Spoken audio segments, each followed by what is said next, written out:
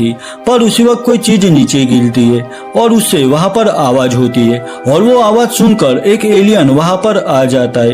Alien को देखकर Regan radio को ऑन करके उसमें हियरिंग एड की फ्रीक्वेंसी लगा देती है और उसकी तेज आवाज सुनकर वो एलियन भी तड़पने लगता है। रीगन भी उसी वक्त उस एलियन पर गोली चलाती है, पर गोली कंप्लीट एलियन के सिर पर नहीं लगी थी, तो वो अब भी जिंदा था।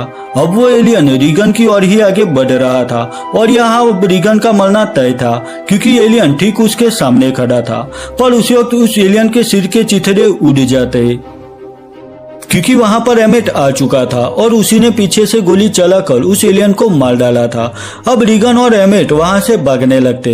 एमेट रीगन को वापस बंकर पर ले जाना चाहता था, लेकिन रीगन नहीं मानती, क्योंकि रीगन उस रेडियो स्टेशन तक पहुंचना चाहती थी। अब एमेट भी जानता था कि रीगन उसकी बात नहीं मानेगी, तो वो भी उसके साथ जाने के लिए रेडी हो जाता है। वही दूसरी ओर बंकर पर एवलिन देखती है कि उसकी बेबी का ऑक्सीजन खत्म होने को आया था, तो वो अपनी बेबी मार्कस के पास छोड़कर ऑक्सीजन सिलेंडर लेने निकलती है।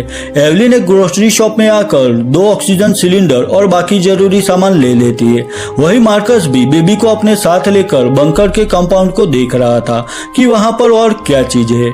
मार्कस को एक कर्टन के पीछे एक डेड बॉडी दिखाई देती है जो कि सड़ रही थी, और शायद यह डेड बॉडी एमेट की वाइफ की होगी जो बीमारी की वजह से मर चुकी थी।